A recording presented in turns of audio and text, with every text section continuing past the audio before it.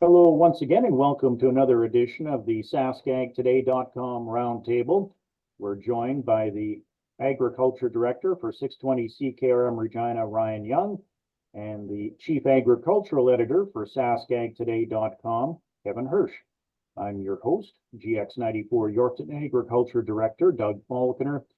And first of all, we wanted to talk a bit about harvest. And I know you're in the southwest portion of the province when it comes to your combining, Kevin. Have you been able to finish that?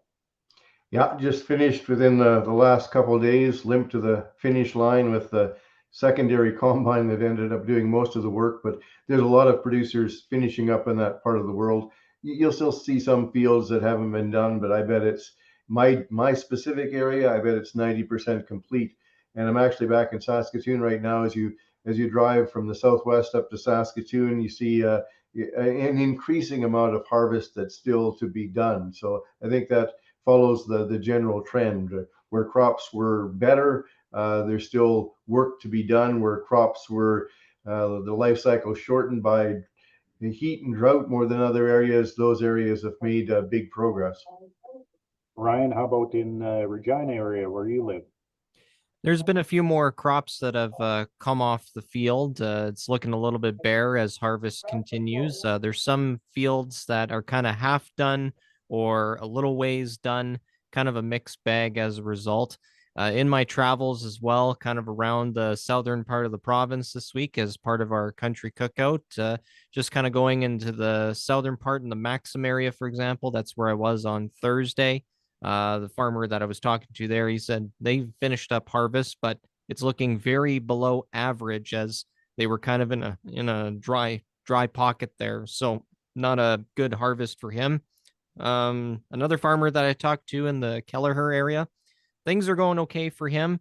Things could be a little bit better, obviously, when it comes to crops. I know in his yard there's one of his fields right behind there, and there was some kochia weeds that were popping up here and there, and that's obviously not a very good thing when you have kochia weed in your fields. So I guess we'll see where that goes with that field, but kind of a tale of opposites there. Some are good, some not so good. I got a question. I thought I knew almost all the small towns in Saskatchewan. Where is Maxim? It's right around the Weyburn area, or kind of south of Radville.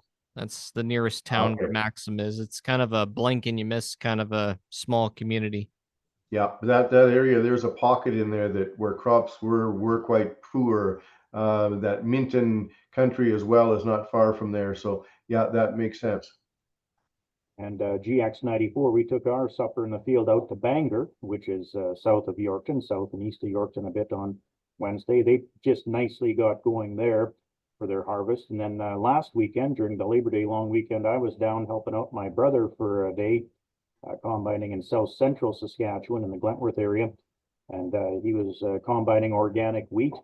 And his wheat, the fields we were on anyway, were going about 20 bushel to the acre. And then the next field he moved to after, of course, I left and came back to Yorkton. He said it was running about 25 bushels to the acre. So he was pretty happy with the yields that he was getting in spite of the lack of rain and the stiff heat that hit, in July. So he was happy with that. The actual crop reports this week, Saskatchewan, 42% complete province-wide. Manitoba, I believe it was only 24% complete province-wide. Do those numbers stick out to you at all, Kevin? I think better crops, more moisture in Manitoba, and there would be quite an east-west thing in Saskatchewan as well, and a north-south thing, where the northwest and northeast crop districts of Saskatchewan would be lagging behind other areas. But also as you go east into Manitoba, more rain, good crops from all accounts.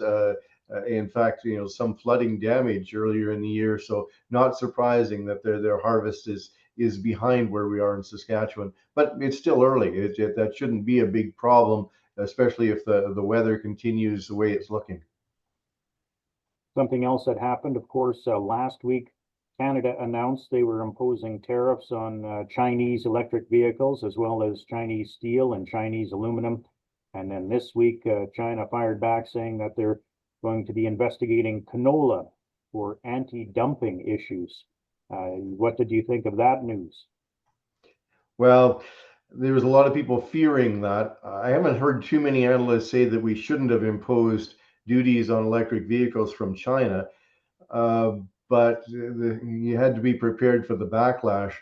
And I know that you guys had some interview clips from former federal agriculture minister Jerry Ritz, and I don't always agree with Jerry on everything, but I think he had it right. You have to have a strong lobbying effort in China to try to reverse that kind of mentality.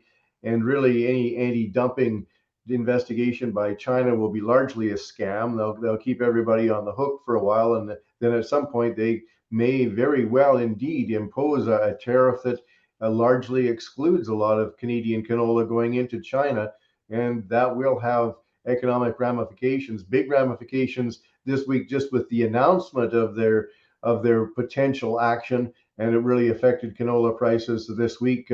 Dropped immediately, recovered a little bit, but did not end the week very strong. Yeah, Ryan, I'm sure you noticed too, when we were doing commodity prices, that canola was in a bit of a free fall for the most part this short work week. Yeah, definitely. When it comes to the canola price for Viterra from the Moose Jaw terminal there, it had a pretty good rally. And then when that announcement came, it just pretty much dropped and lost all of its momentum from earlier in the week. So it wasn't really a surprise to see that kind of run parallel to the announcement. Another story, of course, Kevin, you provided to us regarding yields and I guess the latest numbers you had from Stats Canada. Yeah, I like to do this every year. Take what is predicted for average yields in Saskatchewan, multiply that by the prevailing price right now, and see how the crops stack up one to the other and how things compare one year to the next. And all of Saskatchewan's yields are predicted to be better than last year on average, and that has wide variation, but the provincial wide yields are expected to be better using Statistics Canada numbers, which largely run the same as what SaskAg published in this week's crop report. But in most cases, crop prices have dropped quite significantly, and most crops are showing a much lower gross return per acre than they did last year at this time, with some off quite dramatically. So, in the year previous to that, if you go back to 2022, returns were much better. So dropped in 2023, part of that from lower yields and lower prices.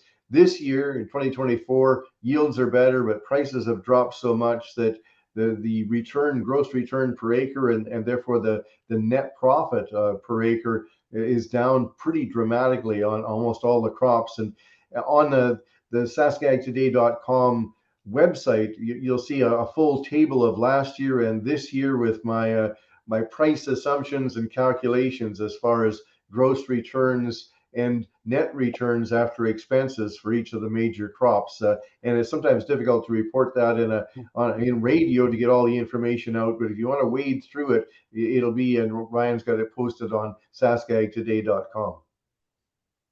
And Ryan, you spoke with someone regarding Farm Credit Canada's food manufacturing sector report.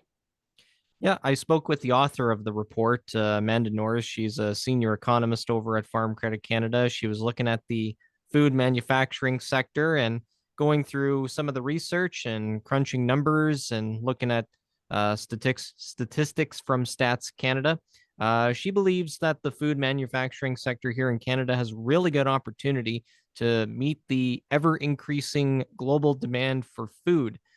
She cited the Food and Agriculture Organization, saying that agriculture production needs to increase by about 60% over 2005 levels to meet the demand for food, and as well as the world population expecting to increase to about 10 billion people by the year 2050. We're kind of around that 8 billion people mark. So it'll rapidly increase over the years. And of course, there's a lot of opportunity, like I said before, but there's a few things that need to happen in order for that demand to be met and for the sector to really take advantage. One of those is investing new technology like artificial intelligence, for example, just to increase the agricultural productivity or overall productivity in the sector. Now, productivity is measured by how well you use the inputs and convert that into output. So the greater the output, the greater the productivity, to kind of put it in simple terms. Out of all the subsectors that she also looked at, too, the grain and oilseed subsector is one of the uh, biggest leaders when it comes to productivity overall. She has a chart that you can see on SaskAgToday.com as well. If you want to read through the article there, we've got a bunch of bar graphs and charts that kind of support her research and showing all the things that she worked on. And it's kind of interesting too, just kind of given, talking about how a lot of the sector is well positioned to meet that demand. There's a lot of good things that are going for Canada, from being land rich, lots of resources, etc., as well as having an opportunity to embrace new technology. And kind of expanding on that too with the technology, she mentioned that large businesses have embraced new and emerging technology more so than small and medium-sized businesses. One of the factors as well being small businesses may not see the return on investment being high enough to kind of justify the change, or they just don't see it as relevant right now. What they might have going might be working for them. And she did acknowledge that too, that it might not work for every business, the whatever technology that you're looking at. So it's kind of important to just kind of do your due diligence and kind of read up on stuff before embracing that said tech. So a lot of things to consider, a lot of layers. But if anyone wants to kind of dive into it and see it, you can check it out at SaskAgToday.com.